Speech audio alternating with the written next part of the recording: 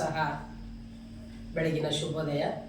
ಅಕ್ಕಮ್ಮ ಮಾಡುವಂತಹ ಎಲ್ಲ ನನ್ನ ಸೋದರ ಸೋದರಿಯರೇ, ನನ್ನ ಅಪ್ಪಂದ್ರೆ, ಅಣ್ಣಂದ್ರೆ ಹಾಗೂ ನನ್ನ ತಾಯಂದಿರಿಗೆ ಎಲ್ಲರಿಗೂ ಸಹ ನನ್ನ ಅಕ್ಕಮ್ಮ ಮಾಡುವಂತಹ ಶುಭ ಮುಂಜಾನೆ. ಓಂ ಮಂಡಲಿ ಶಿವಶಕ್ತಿ ಅವತಾರ್ ಸೇವಾ ಸಂಸ್ಥಾನಕ್ಕೆ ತಮ್ಮೆಲ್ಲರಿಗೂ ಕೂಡ ಆಧಾರದ ಸ್ವಾಗತ, ಸುಸ್ವಾಗತ, ಶುಭ ಸ್ವಾಗತ. ಬನ್ನಿ, ಮೊನ್ನೆಯ ದಿನ ತಾವೆಲ್ಲರೂ ಸಹ ಕರ್ಮದ ಸಿದ್ಧಾಂತದ ಬಗ್ಗೆ ಅಲ್ಪ ಸ್ವಲ್ಪ ಮಾಹಿತಿಯನ್ನು ಪಡೆದಿದ್ದೀರಿ ಅಂತ ಅಂದ್ಕೊಳ್ತೀನಿ. ಈಗ ಆ ಒಂದು ಕರ್ಮ ಸಿದ್ಧಾಂತದಲ್ಲಿ ಬರುವಂತಹ ಕೆಲವು ವಿಚಾರಗಳನ್ನು ನಾನು ಮತ್ತೊಮ್ಮೆ ತಮ್ಮ ಮುಂದೆ ಪ್ರಸ್ತಾಪ ಪಡಿಸಲಿಕ್ಕೆ ಇಷ್ಟಪಡ್ತಾ ಇದ್ದೀನಿ. ದಯವಿಟ್ಟು ಎಲ್ಲರೂ ವಿಡಿಯೋವನ್ನು ಸಂಪೂರ್ಣವಾಗಿ ವೀಕ್ಷಿಸಿ, ಅವಾಗ ಮಾತ್ರ ಆ ವಿಚಾರಗಳು ತಮ್ಮೆಲ್ಲರಿಗೂ ಕೂಡ ಸರಿಯಾಗಿ ಅರ್ಥ ಕೊಡ್ತದೆ ಅಂತ ನಾನು ಬಯಸ್ತಾ ಇದ್ದೇನೆ. ಸರಿ, ಬನ್ನಿ ಆತ್ಮೀಯರೇ. ಈಗ ನಾವು ಇವತ್ತು ಜಗತ್ತಿನಲ್ಲಿ ಅನೇಕರನ್ನ ಸಾರಿ ಕೇಳ್ತಿದ್ವಿ. ಮೊದಲಿಗೆಲ್ಲ ಕೇಳ್ತಿದ್ವಿ ಸಾರಿ. ಅವಾಗ ಮೊದಲಿಗೆ ಏನಾದರೂ ನಮ್ಮ ಕಾಲು ಇನ್ನೊಬ್ಬರಿಗೆ ಬಡಿತು ಅಂದ್ರೆ, ಅಥವಾ ಅಚಾನಕ್ ಅವರ ಹಾಸಿಗೆಯನ್ನ ನಾವು ತುಳಿದ್ರೆ, ಅಥವಾ ಬಾಗಿಲು ತುಳಿದ್ರೆ, ಮರ ತುಳಿದ್ರೆ, ಅಥವಾ ಇನ್ನಿತ್ಯ ವಸ್ತುಗಳನ್ನ ನಾವು ತುಳಿದಾಗ ಅದಕ್ಕೆ ಎರಡೂ ಕೈ ಹಚ್ಚಿ ನಮಸ್ಕಾರ ಮಾಡಿ ಹೋಗುವಂತ ಒಂದು ಸಂಸ್ಕೃತಿ, ಸಂಸ್ಕಾರ ನಮ್ಮ ಭಾರತೀಯರಲ್ಲಿ ಇತ್ತು. ಆದ್ರೆ ಇವತ್ತು ಆ ಒಂದು ಸಂಸ್ಕೃತಿ, ಸಂಸ್ಕಾರ ಎರಡನ್ನೂ ನಾವು ಕಳ್ಕೊಳ್ತಾ ಇದ್ದೀವಿ. ಯಾವ ಆಧಾರದಿಂದ ಕಳ್ಕೊಳ್ತಾ ಇದ್ದೀವಿ ಅಂದ್ರೆ, ಈ ಒಂದು ಮಾಧ್ಯಮ ಅರ್ಥಾತ್ ಇವೆಲ್ಲ ಬಂದಿದಾವಲ್ಲ, ಇವು ಫೋನುಗಳ ಒಂದು ಇದರಿಂದ ಕಾರಣದಿಂದ ನಮ್ಮಲ್ಲಿ ಭಾರತೀಯರಲ್ಲಿ ಯಾವ ಒಂದು ಸಂಸ್ಕಾರ, ಸಂಸ್ಕೃತಿ ಇತ್ತು ಅನ್ನೋದನ್ನು ಕೂಡ ನಾವು ಕಳ್ಕೊಳ್ತಾ ಇದ್ದೀವಿ. ಅದಕ್ಕಾಗಿ ಈಗ ಪುನಃ ನಾವು ಅದನ್ನ ಚೈತನ್ಯಗೊಳಿಸ್ಕೊಳ್ಬೇಕು. ಯಾವುದನ್ನ? ನಮಸ್ಕಾರ ಮಾಡೋದನ್ನ, ಸಾರಿ ಕೇಳೋದನ್ನ, ಕ್ಷಮೆ ಕೇಳೋದನ್ನ, ಮತ್ತೆ ಆ ಒಂದು ಸಂಸ್ಕಾರವನ್ನ ನಮ್ಮ ಭಾರತೀಯರಲ್ಲಿ ಬೆಳೆಸ್ಕೊಳ್ಬೇಕು. ಹೇಗೆ ಅನ್ನೋದನ್ನ ನಾನು ಸಂಕ್ಷಿಪ್ತ ರೂಪದಲ್ಲಿ ತಮ್ಮ ಮುಂದೆ ಹಂಚಿಕೊಳ್ಳಿಕ್ಕೆ ಇಷ್ಟಪಡ್ತಾ ಇದ್ದೇನೆ. ಆತ್ಮೀಯರೇ, ದಯವಿಟ್ಟು ಇದನ್ನ ಕೊನೆವರೆಗೂ ಕೇಳಿ ಮತ್ತು ಸಬ್ಸ್ಕ್ರೈಬ್ ಮಾಡೋದನ್ನ ಮಾತ್ರ ಖಂಡಿತ ಮರಿಬೇಡಿ. ಈಗ ನಾವು ಯಾರ್ಯಾರನ್ನ ಸಾರಿ ಕೇಳಬೇಕು, ಯಾರ್ಯಾರಲ್ಲಿ ನಾವು ಮುಖ್ಯವಾಗಿ ಯಾರನ್ನ ಸಾರಿ ಕೇಳಿದ್ರೆ ನಮ್ಮಲ್ಲಿ ಜಮಾ ಆಗುವಂತ ಕರ್ಮ ಕಡಿಮೆ ಆಗುತ್ತೆ, ಆ ಪಾಪದ ಗಂಟು ಕಡಿಮೆ ಆಗುತ್ತೆ, ಅದು ಗಂಟು ಮುಂದುವರಿಯೋದಿಲ್ಲ. ಅರ್ಥಾತ್ ನಾವು ಹೆಂಗೆ ಬ್ಯಾಂಕಿನಲ್ಲಿ ದುಡ್ಡನ್ನ ಇಟ್ಟಾಗ ನಾವು ಅದಕ್ಕೆ ಅವ್ರು ಏನ್ ಮಾಡ್ತಾರೆ, ಬಡ್ಡಿ ಹಾಕ್ತಾ ಹೋಗ್ತಾರೋ, ಅದೇ ರೀತಿಯಾಗಿ ನಾವು ಮಾಡಿರುವಂತ ಕರ್ಮಕ್ಕೆ ಬಡ್ಡಿ ಬೀಳಬಾರ್ದು ಅಂದ್ರೆ ಏನ್ ಮಾಡೋಣ ಅನ್ನೋದನ್ನ ನೀವು ಇದರಲ್ಲಿ ತಿಳ್ಕೊಳ್ಳಿ. ಈಗ ಫಸ್ಟ್ ಆಫ್ ಆಲ್ ನಾವು ಯಾರನ್ನ ಸಾರಿ ಕೇಳಬೇಕು ಅಂತ ಹೇಳಿದ್ರೆ, ಆ ಪರಮಾತ್ಮನಲ್ಲಿ ನಾವು ಕ್ಷಮೆ ಕೇಳಬೇಕು. ಇದು ಕ್ಷಮೆ ಕೇಳುವಂತ ವಿಚಾರಗಳನ್ನ ನಾನು ನಿಮ್ಮ ಮುಂದೆ ಇಡ್ತಾ ಇರೋದು. ಯಾರಲ್ಲಿ ಕ್ಷಮೆ ಕೇಳಬೇಕು? ಫಸ್ಟ್ ಪರಮಾತ್ಮನಲ್ಲಿ ಕ್ಷಮೆ ಕೇಳಬೇಕು. ಯಾಕೆ ನಾವು ಕ್ಷಮೆ ಕೇಳಬೇಕಂದ್ರೆ, ನೋಡಿ, ಜನ್ಮ ಜನ್ಮಾಂತರದಿಂದ ಪರಮಾತ್ಮನಿಗೆ ನಾವು ಬೈತಾ ಬಂದಿದ್ದೀವಿ. ಏನ್ ಬೈತಾ ಬಂದಿದ್ದೀವಿ? ಏನದು ನೋಡಿ, ಅದೆಲ್ಲ ನಮ್ಮ ಕರ್ಮದ ಅನುಸಾರವಾಗಿ ನಮಗೆ ದುಃಖ ಸಿಗ್ತಾ ಇರುತ್ತೆ, ಸುಖ ಸಿಗ್ತಾ ಇರುತ್ತೆ, ಅನೇಕ ಬೇಜಾರಾಗುತ್ತೆ, ಮನಸ್ಸು ಏನೇನೋ ಆಗುತ್ತೆ. ಆದ್ರೆ ನಾವು ಯಾರನ್ನ ದೂಷಿತಗೊಳ್ತೀವಿ ಅಂದ್ರೆ, ಆ ನಿರಾಕಾರವಾದಂತ ಪರಮಾತ್ಮ, ಸೃಷ್ಟಿಯನ್ನೇ ಸಂಭಾಲನೆ ಮಾಡುವಂತ ಪರಮಾತ್ಮನಿಗೆ ನಾವು ಪಟ್ಟಂತ ಬೈತೀವಿ. ಅವನಿಗೆ ಕಣ್ಣಾಗ ಮಣ್ಣು ಹಾಕ, ಅವನಿಗೆ ಹೃದಯ ಇಲ್ಲದವನು, ಅವನು ಒಬ್ರಿಗೊಂದು ಮಾಡ್ತಾನ, ನಮಗೆ ಶಾಂತಿಯಿಂದ ಇರೋದನ್ನ ಅವನಿಗೆ ನೋಡಕ್ಕಾಗ್ಲಿಲ್ಲ, ನಾವು ಸುಖದಿಂದ ಬಾಳದವನು ಅವನಿಗೆ ನೋಡಕ್ಕಾಗ್ಲಿಲ್ಲ, ಅದಕ್ಕೋಸ್ಕರವಾಗಿ ಅಗಲಿಸಿದ, ಅದಕ್ಕಾಗಿ ಅವರನ್ನ ಕರ್ಕೊಂಡು ಹೋದ, ಇತ್ಯಾದಿಯನ್ನ ನಾವು ಅನೇಕ ಜನ್ಮ ಜನ್ಮಾಂತರದಿಂದ ಪರಮಾತ್ಮನಿಗೆ ಬೈತಾ ಬರ್ತಾ ಇದ್ದೀವಿ. ಅದಕ್ಕೋಸ್ಕರ ಇದರಿಂದನೂ ಕೂಡ ಏನಾಗ್ತದೆ ಅಂದ್ರೆ, ಸೂಕ್ಷ್ಮವಾಗಿ ನಮ್ಗೆ ಪಾಪದ ಒಂದು ಗಂಟು ಅರ್ಥಾತ್ ಬ್ಯಾಲೆನ್ಸ್ ಬಡ್ಡಿ ಬೀಳ್ತಾ ಹೋಗ್ತದೆ. ಅದಕ್ಕಾಗಿ ನಾವು ಈ ಕ್ಷಣನೇ ಇವತ್ತಿನಿಂದನೇ ಏನ್ ಮಾಡೋಣ, ಆ ಪರಮಾತ್ಮನಲ್ಲಿ ನಾನು ಜನ್ಮ ಜನ್ಮಾಂತರದಿಂದ ನಿನಗೆ ಏನಾದ್ರೂ ಬೈದಿದ್ರೆ, ಏನಾದ್ರೂ ಅಂದಿದ್ರೆ ನನ್ನನ್ನ ಇವತ್ತು ಕ್ಷಮೆ ಮಾಡಪ್ಪ ದೇವರೇ. ನೀವು ಯಾವ ದೇವರನ್ನಾದ್ರೂ ನಂಬಿರ್ಬೋದು, ನಾನು ಆ ದೇವರು ಈ ದೇವರು ಅಂತ ಹೇಳ್ತಾ ಇಲ್ಲ. ಯಾವ ದೇವರನ್ನಾದ್ರೂ ನೀವು ಮನಸ್ಸಿನಿಂದ ಹೃತ್ಪೂರ್ವಕವಾಗಿ ಆರಾಧಿಸ್ತಿದ್ದೀರಿ, ಅವರಲ್ಲಿ ನೀವೇನ್ ಮಾಡಿ, ಸಾರಿಯನ್ನ ಅರ್ಥಾತ್ ಕ್ಷಮೆಯನ್ನ ಕೇಳಿ. ಇವತ್ತಿನಿಂದ, ಈ ಕ್ಷಣದಿಂದ ಕೇಳಿ. ನಾನು ಏನಾದ್ರೂ ನಿನಗೆ ಸೂಕ್ಷ್ಮವಾಗಿ, ಸ್ಥೂಲವಾಗಿ ಬೈದಿದ್ರೆ ಇವತ್ತು ನನ್ನನ್ನ ಕ್ಷಮೆ ಮಾಡಪ್ಪ ಪರಮಾತ್ಮ, ನಾನು ಮುಂದೆ ನಿನಗೆ ಬೈಯಲ್ಲ, ನಾನು ಮಾಡಿರುವಂತ ಕರ್ಮವನ್ನ ನಾನೇ ಅನುಭವಿಸ್ತೀನಿ, ಆದ್ರೆ ನೀನು ನನ್ನ ಜೊತೆಗೆ ಸದಾಕಾಲ ಸಾಥ್ ಕೊಡು, ಜೊತೆಗಿರುವಂತ ನೀವು ಪರಮಾತ್ಮನಲ್ಲಿ ಕೇಳಬೇಕು. ಇದು ಒಂದು ಪಾಯಿಂಟ್. ಇನ್ನು ಎರಡನೇದು ಯಾವುದು ನಾವು ಸಾರಿ ಕೇಳಬೇಕು ಅಂದ್ರೆ, ನಾವು ಪ್ರಕೃತಿಯನ್ನ ಸಾರಿ ನಿಸರ್ಗ ಅಂತ ಕರಿತೀವಿ. ಆ ನಿಸರ್ಗದಲ್ಲಿ ಅಪಾರವಾದಂತ ಒಂದು ಶಕ್ತಿ ಇದೆ, ಅದನ್ನ ನಮಗೆ ಗೊತ್ತಿಲ್ಲ. ಅದು ಸುಮ್ಮನೆ ನಮಗೆ ಏನೋ ಒಂದು ಕೊಡ್ತಾ ಇದೆ ಬಿಡು, ಅದು ಕೊಡ್ತದೆ, ನೀರು ಕೊಡ್ತದೆ, ಗಾಳಿ ಕೊಡ್ತದೆ ಅಂತ ನಾವು ತಿಳ್ಕೊಂಡಿದೀವಿ. ಇಲ್ಲ, ಅದು ಮಾನವನ ಸಂಪನ್ಮೂಲ ವಸ್ತುಗಳನ್ನ ತಲುಪಿಸುವಂತ ಒಂದು ಕಾರ್ಯವನ್ನ ಮಾಡ್ತದೆ. ಇವತ್ತು ಪ್ರಕೃತಿ ಇಲ್ಲ ಅಂದ್ರೆ ನಾನಿಲ್ಲ ಏನಪ್ಪ, ಅದಕ್ಕೆ ನಾನಿಲ್ಲ ಅಂದ್ರೆ ಜಗತ್ತಿರುತ್ತೆ, ಆದ್ರೆ ಪ್ರಕೃತಿ ಇಲ್ಲ ಅಂದ್ರೆ ನಾನಿಲ್ಲ ಅನ್ನೋದನ್ನ ನಾವು ಮಾನವರು ಅದನ್ನ ಅರ್ಥ ಮಾಡ್ಕೊಳ್ಬೇಕು.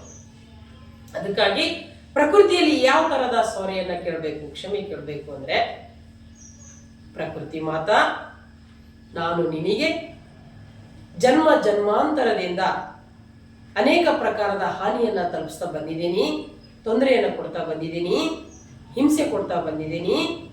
ಇವತ್ತಿನಿಂದ ಈ ಕ್ಷಣದಿಂದ ನಾನು ನಿಮಗೆ ಯಾವುದೇ ರೀತಿಯಾದ ತೊಂದರೆ ಮಾಡಲ್ಲ, ಹಿಂಸೆ ಕೊಡಲ್ಲ, ನಷ್ಟ ಉಂಟು ಮಾಡಲ್ಲ ಅನ್ನೋದನ್ನ ನೀವು ಕೇಳಬೇಕು.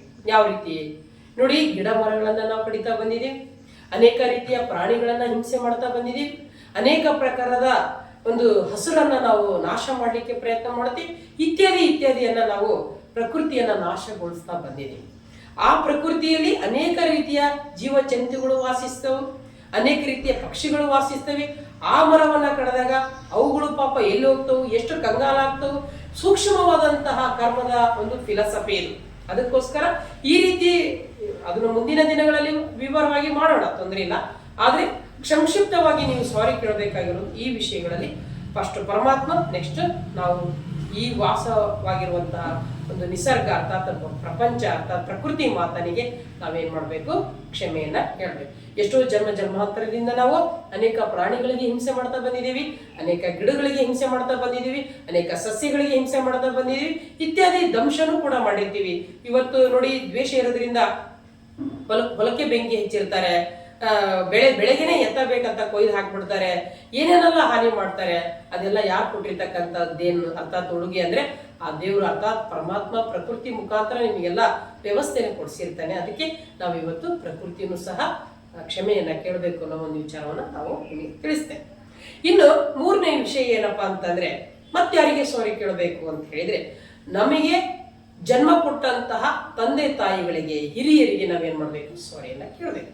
ಯಾವ ರೀತಿ ನೋಡಿ, ಇದ್ದಾಗಲೂ ಕೂಡ ಅದಕ್ಕೆ ಪರಮಾತ್ಮನ ಮಹಾವಾಕ್ಯ ಇದೆ, ಇದ್ದಾಗ ನೀವು ಅವರನ್ನ ಏನ್ ಮಾಡ್ಕೊಳ್ಳಿ, ತುಂಬಾ ಚೆನ್ನಾಗಿ ನೋಡ್ಕೊಳ್ಳಿ, ಖುಷಿಯಿಂದ ನೋಡ್ಕೊಳ್ಳಿ. ನೀವೇನ್ ತಿಂತೀರೋ ಅವ್ರಿಗೂ ಅದೇ ಊಟವನ್ನ ಕೊಡಿ, ನೀವೇನ್ ಮಾಡ್ತೀರೋ ಅದನ್ನು ಅವ್ರಿಗೂ ಮಾಡಿಸಿ, ಪರವಾಗಿಲ್ಲ, ಆದ್ರೆ ಚೆನ್ನಾಗಿ ನೋಡ್ಕೊಳ್ಳಿ. ನೋಡಿ, ನಾವು ಬಿಸಿದ ಊಟ ತಿಂದು ಅವ್ರಿಗೆ ತಂಗುಳದ್ ಕೊಡೋದು, ನಾವು ಹೊರಗಿನ ಒಳ್ಳೆ ಒಳ್ಳೆ ಫುಡ್ ಅನ್ನು ತಿಂದು ನಿನ್ನಿದ ಫ್ರಿಜ್ನಾಗ ಇದ್ದದ್ದನ್ನು ಅವ್ರಿಗೆ ಕೊಡೋದು, ಈ ತರದ್ದೆಲ್ಲ ನಾವು ದೊಡ್ಡವರಿಗೆ ಮಾಡಿದ್ರೆ ಆದ್ರೆ ಅದ್ರ ಕರ್ಮ ಏನಾಗ್ತದೆ, ರಿಟರ್ನ್ 10 ಪಟ್ಟು ನಮ್ಗೆ ಬಂದು ಆತ್ಮಕ್ಕೆ ಸೇರ್ತದೆ. ಅದಕ್ಕೆ ನಾವೇನ್ ಮಾಡ್ಬೇಕು, ಇದನ್ನ ಸೂಕ್ಷ್ಮವಾಗಿ ಕರ್ಮ ಸಿದ್ಧಾಂತದ ಬಗ್ಗೆನೂ ಕೂಡ ನಾವು ಹೆಚ್ಚಿನ ವಿಚಾರಗಳನ್ನ ತಿಳ್ಕೊಳ್ತೇವೆ. ದೊಡ್ಡದು ಬೇಡ, ಸಣ್ಣ ಪುಟ್ಟ ನಾವು ದಿನನಿತ್ಯ ಮಾಡುವಂತ ಸಣ್ಣ ಪುಟ್ಟ ತಪ್ಪುಗಳನ್ನ ಸರಿಪಡಿಸ್ಕೊಂಡ್ರೆ ಮಾನವ ಅತ್ಯಂತ ಉನ್ನತ ಸ್ಥಿತಿಗೆ ಹೋಗ್ಲಿಕ್ಕೆ ಸಾಧ್ಯ ಇದೆ ಅಂತ ಪರಮಾತ್ಮ ನಮ್ಗೆ ತಿಳಿಸಿಕೊಡ್ತಾರೆ. ಅದಕ್ಕೆ ಫಸ್ಟ್ ತಂದೆ ತಾಯಿಗಳನ್ನು ನಾವು ಚೆನ್ನಾಗಿ ನೋಡ್ಕೊಳ್ಳೋ, ಅದು ಅವರ ಆಶೀರ್ವಾದ. ಅವ್ರ ಆಶೀರ್ವಾದ ಕೊಟ್ರೆ ನಿಮಗೆ ಬ್ಯಾಂಕ್ ಬ್ಯಾಲೆನ್ಸ್ ದಿನ ದಿನ ಏನಾಗ್ತದೆ, ಏರ್ತಾ ಹೋಗೋದಂತೆ, ಪುಣ್ಯದ ಆಶೀರ್ವಾದ. ಅದಕ್ಕೆ ಔಷಧಿ ಕೆಲಸ ಮಾಡಲ್ಲ, ದುವಾಯಿ ಕೆಲಸ ಮಾಡ್ತದೆ ಅಂತ. ದುವಾಯಿ ಅಂದ್ರೆ ಏನು, ಆಶೀರ್ವಾದ. ಆಶೀರ್ವಾದ ಈ ಔಷಧಿಗಿಂತ 100 ಪಟ್ಟು ಏನ್ ಮಾಡ್ತದೆ, ಕೆಲಸ ಮಾಡ್ತದೆ ಅಂತ ದೊಡ್ಡವರು ಹೇಳ್ತಾರೆ. ಅದೇ ಪ್ರಕಾರ ನಾವು ಮನೆಯಲ್ಲಿ ಕೂಡ ನಮ್ಮ ತಾಯಿ ತಂದೆ ಆಗಿರ್ಬೋದು, ನಮ್ಮ ಗುರು ಹಿರಿಯರಿಗೆ ಆಗಿರ್ಬೋದು, ಎಲ್ಲರಿಗೂ ಕೂಡ ಇವತ್ತು ಈ ಕ್ಷಣ ನಾನು ನಿಮಗೆ ಏನಾದ್ರೂ ತೊಂದರೆ ಕೊಟ್ಟಿದ್ರೆ ಅಥವಾ ಜನ್ಮ ಜನ್ಮಾಂತರದ ನಿಮಗೆ ಏನಾದ್ರೂ ನಾನು ಹಾನಿಯನ್ನ ತಪ್ಪಿಸಿದ್ರೆ ನನ್ನ ಈ ಕ್ಷಣನೇ ಕ್ಷಮೆ ಮಾಡಿ ಅಂತ ಅವರಲ್ಲಿ ಕೂಡ ಕ್ಷಮೆ ಕೇಳಿ ಅವರಿಂದ ನೀವು ಆಶೀರ್ವಾದವನ್ನ ಪಡ್ಕೊಳ್ಳಿ. ಇದು ಬಹಳ ಅತ್ಯಂತ ಅವಶ್ಯವಾದ ವಿಚಾರ. ಇನ್ನು ನಾನು ಸೂಕ್ಷ್ಮವಾಗಿ ಯಾವುದಾದ್ರೂ ಜನ್ಮದಲ್ಲಿ ಯಾರಿಗಾದ್ರೂ ಹಾನಿಯನ್ನ ತಲುಪಿಸಿದ್ರೆ, ನೋಡಿ, ನಾನು ಈ ಜನ್ಮದಲ್ಲಿ ಆಗಿರ್ಬೋದು ಅಥವಾ ಇನ್ನು ಅನೇಕ ಜನ್ಮಾಂತರದಿಂದ ಆಗಿರ್ಬೋದು ಯಾರಿಗಾದ್ರೂ ಕಷ್ಟ ಕೊಟ್ಟಿರ್ತೀನಿ, ದುಃಖ ಕೊಟ್ಟಿರ್ತೀನಿ, ಯಾವ್ದಾದ್ರು ಕಾಲು ಮುರಿದಿರ್ತೀನಿ, ಕುದಿಗೆ ಕಡ್ದಿರ್ತೀನಿ, ಕೈ ಕಡ್ದಿರ್ತೀನಿ, ಏನಾದ್ರೂ ಸುಟ್ಟಿರ್ತೀನಿ, ಇತ್ಯಾದಿ ಎಲ್ಲ ಹಿಂಸೆಗಳನ್ನ ಮಾಡ್ತಾ ಬಂದೆ. ನೋಡಿ, ನಾವು ಮನುಷ್ಯರು ಇವತ್ತು ಈ ತರಾದೇವಿ ಅಂತ ನಾನು ಬಹಳ ಚೆನ್ನಾಗಿದ್ದೀನಿ ಅಂತ ತಿಳ್ಕೊಳ್ಳೋ ಹಾಗಿಲ್ಲ. ಯಾಕೆಂದ್ರೆ ಕರ್ಮ ಇವತ್ತು ಸಮಾನವಾಗಿ ಇದ್ಬಿಡ್ತಿತ್ತು. ಆ ರೀತಿ ಎಲ್ಲರೂ ಚೆನ್ನಾಗಿದ್ರೆ ಇಡೀ ಜಗತ್ತೇ ಚೆನ್ನಾಗಿರ್ತಿತ್ತು.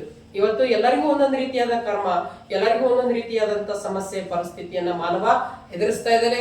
ರೋಗದ ಮುಖಾಂತರ ಆಗಿರ್ಬೋದು, ಇನ್ನಿತರ ಮುಖಾಂತರ ಆಗಿರ್ಬೋದು ಎದುರಿಸ್ತಾ ಇದ್ದಾನೆ. ಅಂದ್ರೆ ಇದಕ್ಕೆ ಕಾರಣ ಏನಂದ್ರೆ ನಮ್ಮಲ್ಲಿ ಆತ್ಮದಲ್ಲಿರುವಂತಹ ಬ್ಯಾಲೆನ್ಸ್ ಅರ್ಥಾತ್ ಕರ್ಮದ ಬ್ಯಾಲೆನ್ಸ್ ಇರುವ ಕಾರಣದಿಂದ ನಾವು ಇವತ್ತೆಲ್ಲ ಈ ತರದ ಒಂದು ಪರಿಸ್ಥಿತಿಯಲ್ಲಿ ಎದುರಿಸ್ತಾ ಇದ್ದೇವೆ. ಅದಕ್ಕೋಸ್ಕರವಾಗಿ ನಾವು ನನ್ನಿಂದ ಯಾರಿಗಾದ್ರೂ ತೊಂದರೆ ಆಗಿದ್ರೆ, ಜನ್ಮ ಜನ್ಮಾಂತರದಿಂದ ನಾನು ಯಾರಿಗಾದ್ರೂ ತೊಂದರೆ ಕೊಟ್ಟಿದ್ರೆ, ಈ ಕ್ಷಣ ಇವತ್ತು ನಾನು ಅವರನ್ನ ಅಂದ್ರೆ ನಾವು ಯಾರನ್ನು ಇಮರ್ಜ್ ಮಾಡ್ಕೊಳಕ್ ಆಗಲ್ಲ, ಬಟ್ ಯಾರಿಗಾದ್ರೂ ನಾನು ತೊಂದರೆ ಕೊಟ್ಟಿದ್ರೆ, ಕಷ್ಟ ತಲುಪಿಸಿದ್ರೆ, ಹಾನಿಯನ್ನು ಉಂಟು ಮಾಡಿದ್ರೆ, ನನ್ನಿಂದ ಅವ್ರಿಗೆ ಯಾರಿಗೆಲ್ಲ ತೊಂದರೆಯಾಗಿದೆ ಅವರಿಗೆ ನಾನು ಇವತ್ತು ಈ ಕ್ಷಣ ಕ್ಷಮೆ ಕೇಳ್ತಾ ಇದ್ದೀನಿ ಅಂತ ತಿಳ್ಕೊಂಡು ನೀವು ಅವರನ್ನ ಕ್ಷಮೆ ಕೇಳಿ. ಸೂಕ್ಷ್ಮವಾಗಿ ಅದು ಪ್ರಕೃತಿ ಮಾತಾ ಎಲ್ಲರಿಗೂ ತಲುಪಿಸುವ ಕೆಲಸವನ್ನ ಮಾಡ್ತಾಳೆ. ಸರಿ, ಹಾಗಾದ್ರೆ ಈಗ 4 ವಿಷಯಗಳ ಬಗ್ಗೆ ನಾವು ತಿಳ್ಕೊಂಡ್ವಿ. ಫಸ್ಟ್ ಪರಮಾತ್ಮ, ಸೆಕೆಂಡ್ ಪ್ರಕೃತಿ ಮಾತಾ, ಥರ್ಡ್ ನಾವು ತಂದೆ ತಾಯಿ ಗುರು ಹಿರಿಯರಿಗೆ ಸಾರಿ ಕೇಳಬೇಕು, ಮತ್ತು 4ನೇ ವಿಷಯ, ನಾನು ಯಾವ್ದಾದ್ರು ಒಂದು ಜನ್ಮದಲ್ಲಿ ಯಾರಿಗಾದ್ರೂ ಆಗಿರ್ಬೋದು ಆ ದುಃಖವನ್ನ ಕೊಟ್ಟಿದ್ರೆ, ಅವರಿಗೆ ಕಷ್ಟ ಕೊಟ್ಟಿದ್ರೆ ಅದನ್ನು ಕ್ಷಮೆ ಮಾಡ್ರಿ ಅಂತ ನಾವು ಸೂಕ್ಷ್ಮವಾಗಿ ಕೇಳಬೇಕು. ಆ ಒಂದು ಕೆಲಸವನ್ನು ಪ್ರಕೃತಿ ಮಾಡುತ್ತೆ, ಎಲ್ಲರಿಗೂ ಹೋಗಿ ಅದು ತಲುಪಿಸ್ತಾ ಇದೆ, ಅದು ನಾವು ಮಾಡೋಕ್ಕಾಗಲ್ಲ, ಪ್ರಕೃತಿ ಮಾಡ್ತಾರೆ. ಆದ್ರೆ ಈ ಒಂದು ವಿಶ್ವಾಸದಿಂದ, ಈ ಒಂದು ನಂಬಿಕೆಯಿಂದ, ಒಂದು ಭಾವನೆಯಿಂದ, ಪ್ರೀತಿಯಿಂದ ಏನ್ ಮಾಡಿ ನೀವು ಈ ತರದ್ದೆಲ್ಲ ಮಾಡ್ತಾ ಬರ್ರಿ. ನಿಮ್ಮ ಆತ್ಮದಲ್ಲಿರ್ತಕ್ಕಂಥ ಎಷ್ಟೋ ಕರ್ಮದ ಗಂಟು ಏನಾಗ್ತವೆ, ಒಂದೊಂದೇ ಇಳಿತಾ ಬರ್ತವೆ. ನಿಮ್ಮ ಜೀವನದಲ್ಲಿ ಮತ್ತೆ ಸುಖ, ಶಾಂತಿ, ಸಮೃದ್ಧಿಯನ್ನ ನೋಡ್ಲಿಕ್ಕೆ ಸಾಧ್ಯ ಆಗುತ್ತೆ. ಅದು ನಿಮಗೆ ಅನಿಸ್ತೈತಿ, ಓಹೋ ನಾನು ಇವತ್ತು ಈ ತರ ಮಾಡಿದ್ದೇನಲ್ಲ, ನಾಳೆ ನಿಮ್ಮಲ್ಲಿ ಆಟೋಮೆಟಿಕಲಿ ಏನಾಗ್ತದೆ, ಬ್ಯಾಲೆನ್ಸ್ ಕೊಡ್ತಾ ಹೋಗ್ತದೆ. ಬ್ಯಾಲೆನ್ಸ್ ಅಂತಂದ್ರೆ ದುಡ್ಡಿನ ವಿಚಾರ ಮಾಡಬೇಡಿ. ಫಸ್ಟ್ ನಮಗೆ ಅನೇಕರ ಆಶೀರ್ವಾದ ಬೇಕು, ಅನೇಕರ ಒಂದು ಬ್ಯಾಲೆನ್ಸ್ ಬೇಕು ಅಂತ ಹೇಳಲಾಗುತ್ತೆ. ಅದಕ್ಕೋಸ್ಕರ ಈ ಅನೇಕರ ಆಶೀರ್ವಾದ ಪಡೆಯೋದು ಕೂಡ ನಿಮಗೆ ಬ್ಯಾಲೆನ್ಸ್ ಇದ್ದಂತೆ ಅಂತ, ದುಡ್ಡು ಇದ್ದಂತೆ. ಆ ದುಡ್ಡು, ಈ ಸ್ಥೂಲವಾದ ದುಡ್ಡು ಕಣ್ಣಿಗೆ ಕಾಣ್ತದೆ, ಅದು ಇವತ್ತೆಲ್ಲ ನಾಳೆ ನಾಶ ಆಗಿ ಹೋಗ್ತದೆ. ಆದರೆ ಪರಮಾತ್ಮ ಕೊಡುವಂತಹ ಸರ್ವರ ಆಶೀರ್ವಾದ ಇದು ಅತ್ಯಂತ ಮಹತ್ವವಾಗಿರ್ತಕ್ಕಂಥ ವಿಚಾರ ಆಗಿರ್ತದೆ. ಅದು ನಮ್ಗೆ ಯಾವಾಗಲೂ ಸಾಥ್ ಕೊಡ್ತದೆ, ಜೊತೆ ಬರ್ತದೆ, ಮತ್ತು ನಿಮ್ಮನ್ನ ಯಾವ ಸ್ಥಾನಕ್ಕಾದ್ರೂ ಕರ್ಕೊಂಡು ಹೋಗ್ತದೆ. ಅದಕ್ಕಾಗಿ ಈ ಒಂದು 4 ವಿಷಯಗಳ ಬಗ್ಗೆ ನಾನು ನಿಮಗೆ ಈ ಮಾಹಿತಿಯನ್ನು ಕೊಟ್ಟಿದ್ದೀನಿ. ಇನ್ನು ಅನೇಕ ಮಾಹಿತಿಗಳ ಬಗ್ಗೆ ಮತ್ತೆ ಸಿಗೋಣ. ಓಕೆ, ತಮ್ಮೆಲ್ಲರಿಗೂ ಕೂಡ ಈ ವಿಡಿಯೋವನ್ನ ಕೊನೆವರೆಗೂ ನೋಡಿ, ಯಾವುದೇ ಕಾರಣಕ್ಕೂ ಎಂಡ್ ಮಾಡಬೇಡಿ. ಯಾಕೆ ಸುಮ್ಮನೆ ಈಗ ನೋಡ್ಬಿಡ್ತೀವಿ, ಆಯ್ತು ನಡೆಯತ್ತಾಗ ಇವ್ರದೇನಂತ ಹಂಗಾಗಬೇಡ. ಯಾಕೆಂದ್ರೆ ಒಂದು ವಿಷಯಗಳನ್ನ ನಾವು ಹೇಳ್ತಾ ಇದ್ದೇವೆ ಅಂದ್ರೆ ಅದು ಕೊನೆವರೆಗೂ ನೋಡಿದಾಗ ಮಾತ್ರ ಅದರ ಬಗ್ಗೆ ಪರಿಪೂರ್ಣವಾದ ಮಾಹಿತಿ ನಿಮಗೆ ಸಿಗ್ತೈತಿ. ನಿಮ್ಮ ಮನೆಗಿನವರಿಗೆ, ಕೇವಲ ಇದು ದೊಡ್ಡವರಿಗೆ ಅಷ್ಟೇ ಅಲ್ಲ, ಮನೆಗಿರುವಂತಹ 2 ವರ್ಷ 3 ವರ್ಷದ ಮಕ್ಕಳಿಗೂ ಕೂಡ ಈ ಒಂದು ಮಾಹಿತಿಯನ್ನು ಕೊಡಿ. ಯಾಕೆಂದ್ರೆ ಆ ಮಕ್ಕಳಿಂದನೂ ಕೂಡ ಒಳ್ಳೆ ರೀತಿಯ ಸಂಸ್ಕಾರ ಅವರಲ್ಲಿ ಬರಲಿ ಅಂತೇಳಿ ನಾನು ನಿಮ್ಮೆಲ್ಲರಿಗೂ ಕೂಡ ನೋಡ್ತೀರಿ, ಸಬ್ಸ್ಕ್ರೈಬ್ ಮಾಡ್ತೀರಿ ಅಂತ ನಾನು ನಂಬಿದ್ದೀನಿ. ಓಕೆ, ನನಗೆ ಇದೇ ರೀತಿ ಸಪೋರ್ಟ್ ಮಾಡಿ ಆತ್ಮೀಯರೇ. ನನ್ನ ತಾಯಂದಿರಿಗೆ ಮತ್ತೊಮ್ಮೆ ಮೊಗದೊಮ್ಮೆ ನನ್ನ ಧನ್ಯವಾದಗಳನ್ನ ಹೇಳ್ತೀನಿ. ಓಂ ನಮಃ ಶಿವಾಯ.